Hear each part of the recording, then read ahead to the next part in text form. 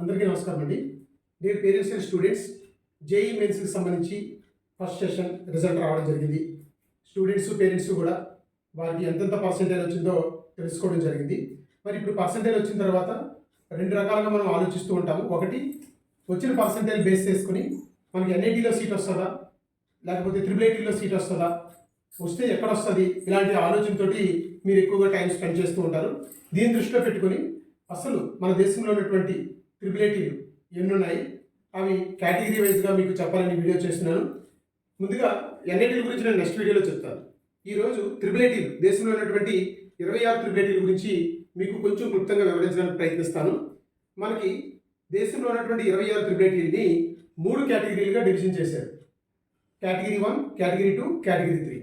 ఈ కేటగిరీ అంటే ఏంటంటే, ఈ కేటగిరీ డివిజన్ ఎలా జరిగిందంటే, కేటగిరీ 1 వచ్చేటప్పటికి చాలా ఓల్డెస్ట్ ట్రిపుల్ ఐటీ.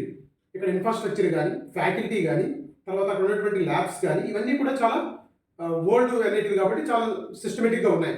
అందులో ఈ కేటగిరీ 1లోకి, అలాంటి కేటగిరీలో 1లోకి వచ్చేవి ఏంటంటే ట్రిపుల్ ఐటీ అలహాబాద్.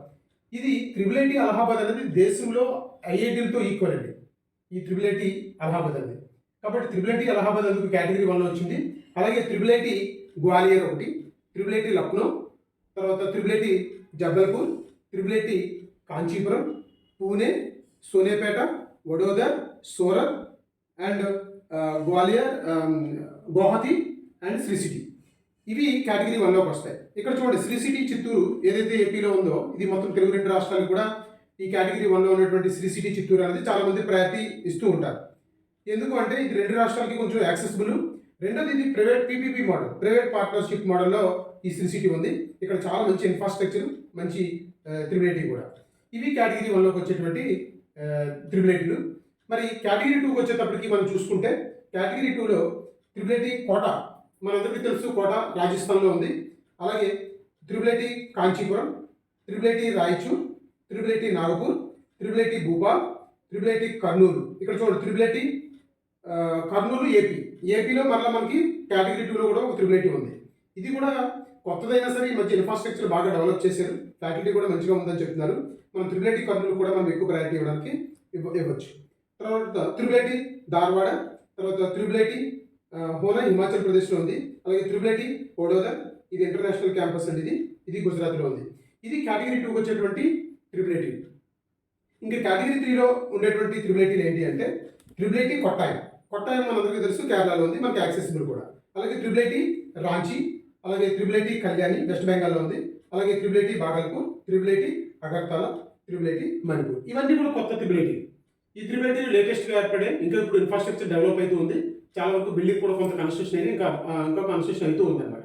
ఇవి కేటగిరీకి సంబంధించి, 3కి సంబంధించి. ఇలాగ మనము ఈ 3 కేటగిరీలని మనం దృష్టిలో పెట్టుకొని మనకు వచ్చిన ర్యాంక్ ఎంత వచ్చింది, మనం ఏ కేటగిరీలో మనకు సీట్ వచ్చే అవకాశం ఉంది అనే విషయాన్ని మీరు ఆలోచించండి. అయితే ఏ ర్యాంక్కి లేదా ఏ పర్సెంటేజ్కి ఏ కేటగిరీలో ట్రిపుల్ ఐటీ వస్తుంది అన్నది నేను నెక్స్ట్ వీడియోలో డీటెయిల్గా చెప్తాను. కాకపోతే మీరు ట్రిపుల్ ఐటీ గురించి కేటగిరీ 1లో ఏ ట్రిపుల్ ఐటీలు వస్తాయి, కేటగిరీ 1 అంటే ఏంటి, కేటగిరీ 2 అంటే ఏంటి, కేటగిరీ 3 అంటే ఏంటి అర్థం చేసుకోవడం కోసమని ఈ వీడియోలో ఈ విధంగా 3 రకాలుగా ఉన్నటువంటి ట్రిపుల్ ఐటీలు మీకు చెప్పడం జరుగుతుంది. ఇప్పుడు మనము 3 కేటగిరీస్ సంబంధించిన ట్రిపుల్ ఐటీల గురించి చూసాము.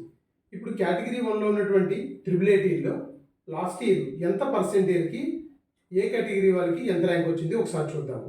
అంటే కేటగిరీ 1లో ఉన్నటువంటి ట్రిపుల్ ఐటీల్లో కంప్యూటర్ సైన్స్ అండ్ ఇంజనీరింగ్ ఏదైతే ఉందో, ఈ సిఎస్సి బ్రాంచ్ లాస్ట్ ఇయర్ ఈ పర్సెంటేజ్కి సంబంధించి ఈ కేటగిరీ వాళ్ళకి ఈ శ్రీ సిటీలో కానీ, గ్వాలియర్లో కానీ, జబల్పూర్లో కానీ మనకు సీట్లు వచ్చాయి అనమాట. అంటే మీకు ఇప్పుడు వచ్చిన పర్సెంటేజ్ దృష్టిలో పెట్టుకోండి.